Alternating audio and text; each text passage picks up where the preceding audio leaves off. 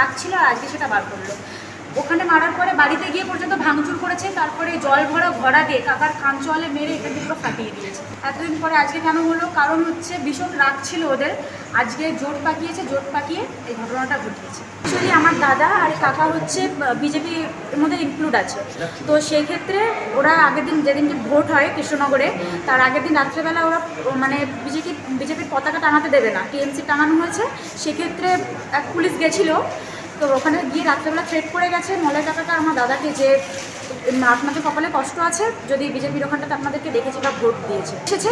তারপরে আমার দাদা শোনেনি, বলছি ঠিক আছে আমরা পড়াশোনা করেছি, আমরা কেন একটা অশিক্ষিত লোকে দিয়েতে ভয় পাবো, ঠিক আছে। আর আমাদের পাড়ার লোকজন ওদেরকে লাই দেয় বলে আজকে ওই অবস্থা, না হলে জেল খাটা আসামি কোনোদিন এত পাই কোথা থেকে। তা আমরা ওদের কোনো কথা শুনি না, মানে আমাদের কোনো থ্রেটিং করতে আসলে পরে আমরা ভয় পাই না বা কোনো করি না, এমনি পারিবারিক আমাদের কোনো ঝামেলা সাথে। আমাদের পাড়া প্রতিবেশী মলয় কাকা আছে, কাকিমা আছে, আর আমার যেটুকু